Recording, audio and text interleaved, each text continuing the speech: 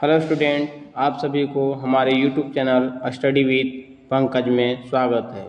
चलिए आज हम लोग क्लास 7 चैप्टर नंबर 1 पौधों में पोषण, जिसे इंग्लिश में बोलते हैं न्यूट्रिशन इन प्लांट्स, जिसका आज हम लोग अभ्यास प्रश्न उत्तर करेंगे, है ना। चलिए सबसे पहला नंबर प्रश्न है, सही उत्तर पर सही का चिन्ह लगाइए। यानी कि जो सही है उस पर सही का हमको क्या करना है, निशान लगाना है ना। तो देखिए पहला सवाल दिया हुआ है, कीटों को पकड़कर अपना आहार बनाने वाले पौधे का नाम क्या है। ऑप्शन में दिया हुआ है, क में अमरबेल, ख में उड़हुल, ग में घटपर्णी और घ में गुलाब दिया हुआ है। तो पौधों को जो पकड़कर अपना आहार जो बनाता है वह है क्या, घटपर्णी। ऑप्शन नंबर ग सही हो जाएगा ना, क्या होगा, घटपर्णी, है ना। चलिए दूसरा नंबर सवाल है, पौधों द्वारा सौर ऊर्जा को रासायनिक ऊर्जा में परिवर्तित किए जाने को क्या कहते हैं। यानी सौर ऊर्जा जो है उसको रासायनिक ऊर्जा में परिवर्तित करते हैं तो उसको क्या कहते हैं। ऑप्शन में जो क में श्वसन, ख में प्रकाश संश्लेषण, ग में उत्सर्जन और घ में इनमें से कोई नहीं। तो इसका सही जवाब क्या हो जाएगा, ख नंबर प्रकाश संश्लेषण। क्या होगा, प्रकाश संश्लेषण, है ना। चलिए तीसरा नंबर सवाल है, प्रकाश संश्लेषण में हरे पौधों द्वारा वातावरण से ली जाने वाली गैस का नाम है क्या है। देखो ये क में दिया ऑक्सीजन, ख में नाइट्रोजन, ग में कार्बन डाइऑक्साइड और घ में इनमें से कोई नहीं।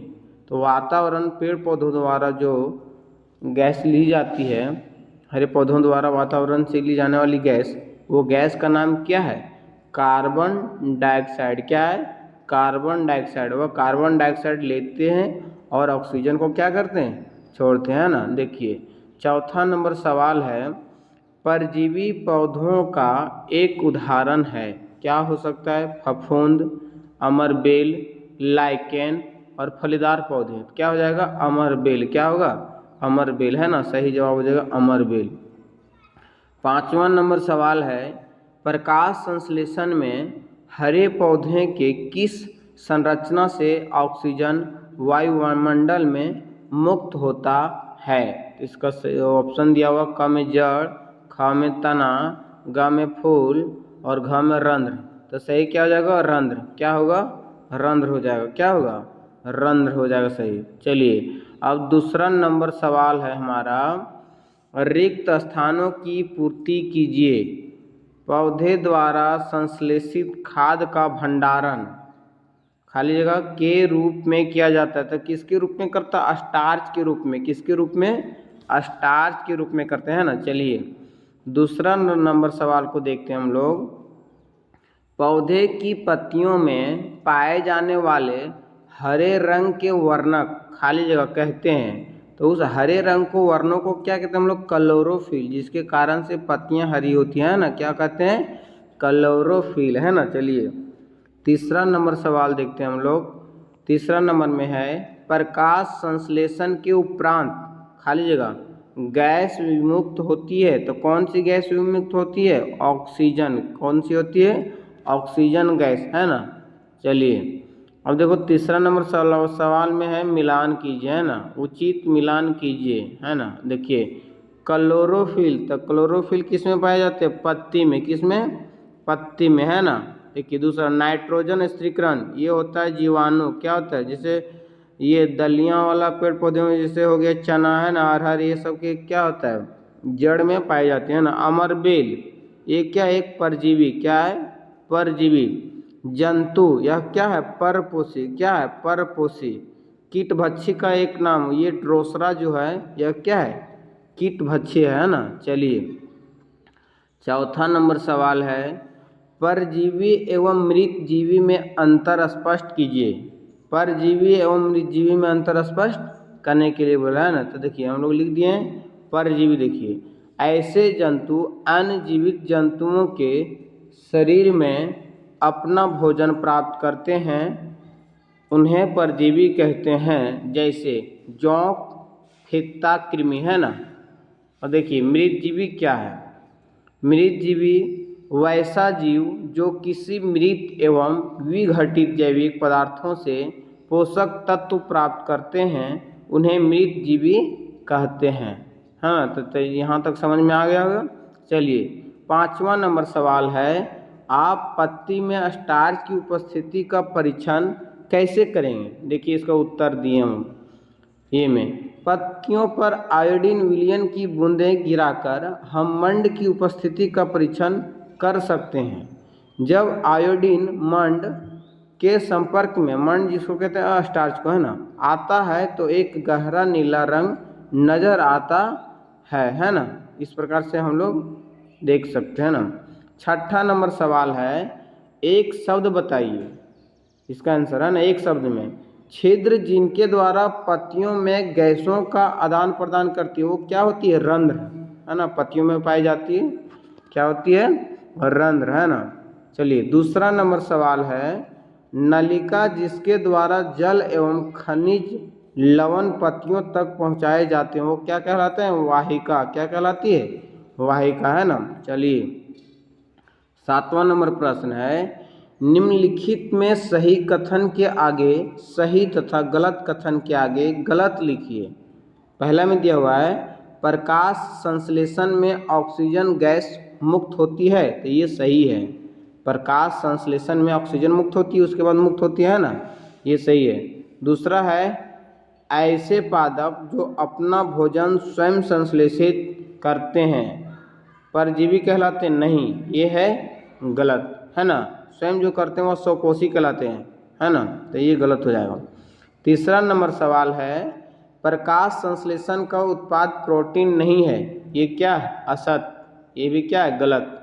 चौथा है, प्रकाश संश्लेषण में सौर ऊर्जा का रासायनिक ऊर्जा में रूपांतरण हो जाता है, ये है सत्य। प्रकाश संश्लेषण में सौर ऊर्जा का रासायनिक ऊर्जा में रूपांतरण होता है ना। चलिए 5वां नंबर सवाल है, कीटभक्षी पौधे प्रकाश संश्लेषण द्वारा अपना भोजन बनाते हैं, ये भी है असत, है ना। चलिए 8वां नंबर सवाल है, प्रकाश संश्लेषण प्रक्रिया को एक समीकरण द्वारा दर्शाए। समीकरण द्वारा दर्शाना है ना, तो देखिए हम दर्शा दिए हैं यहाँ 6CO2 + 12H2O। देखिए सूर्य का प्रकाश क्लोरोफिल, C6H12O6 + CO2 + CH2O बनाता है ना। चलिए देखिए हिंदी में लिख दिए, कार्बन डाइऑक्साइड वायु से लेते हैं, जल मिट्टी से, सूर्य का प्रकाश और क्लोरोफिल बनता क्या है? Carbohydrate plus oxygen. कार्बोहाइड्रेट पौधों में संचित पदार्थ है और ऑक्सीजन कहाँ? वायुमंडल, है ना। चलिए 9वां नंबर सवाल है, प्राकृतिक विधि द्वारा मिट्टी में पोषक तत्व के पुनः पूर्ति का उल्लेख कीजिए, है ना। पोषक तत्व अगर मिट्टी में खत्म हो गया तब फिर कैसे उसमें उपस्थित कर पाएंगे, वो लिखना है ना। मृदा में पोषक तत्वों का पुनः स्थापन सामान्यतः प्राकृतिक विधि से होता रहता है। पौधों को प्रोटीन बनाने के लिए नाइट्रोजन की आवश्यकता होती है। फसल कटाई के बाद मिट्टी में नाइट्रोजन की कमी हो जाती है। यद्यपि वायु में नाइट्रोजन गैस प्रचुर मात्रा में उपस्थित, परंतु पौधे स्वतंत्र नाइट्रोजन का उपयोग करने में असमर्थ होता है। पौधे नाइट्रोजन को विलेय रूप जल में घुलनशील नाइट्रोजन यौगिक रूप में ही अवशोषित कर सकते हैं।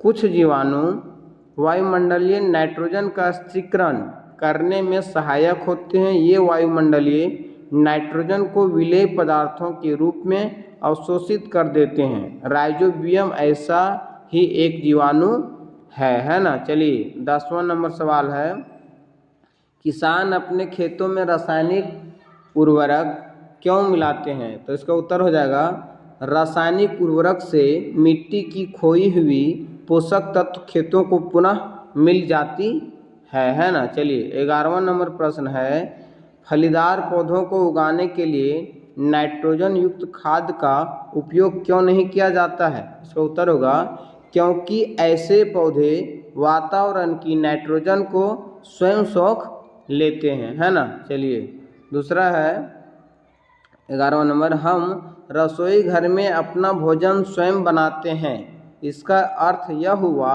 कि मनुष्य भी स्वपोषी है।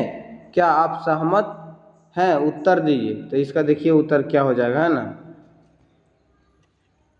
सहमत नहीं है क्योंकि हम भोजन बनाते नहीं पकाते हैं। पौधे अपने भोजन का संश्लेषण स्वयं करते हैं, जबकि मनुष्य पौधों द्वारा संश्लेषित भोजन को पकाकर खाता है ना। चलिए 12वां नंबर सवाल है, एक गाय हर दिन एक ही पौधे की पत्तियां खाती है, क्या यह पौधा बिना पत्तियों के जीवित रह सकता है? उत्तर के पक्ष में तर्क दीजिए। तो देखिए इसका सही उत्तर क्या हो जाएगा, नहीं, पौधा पत्तियों के बिना जीवित नहीं रह सकता। यद्यपि तना भी भोजन बना सकता है, तथापि इतने कम भोजन में पौधा जीवित नहीं रह सकता। पत्तियां पौधों की भोजन फैक्ट्री होती है, उनके नहीं रहने से पौधा मर जाएगा, है ना। चलिए आज के लिए इतना ही, है ना। अगर वीडियो अच्छा लगे, पसंद आए तो लाइक कीजिए, सब्सक्राइब कीजिए, शेयर कीजिए, कमेंट कीजिए और बेल आइकन को भी दबाइए, ताकि अगला वीडियो जब भी डाले तो आपके पास पहुँचे, है ना। जय हिंद, जय भारत, वंदे मातरम।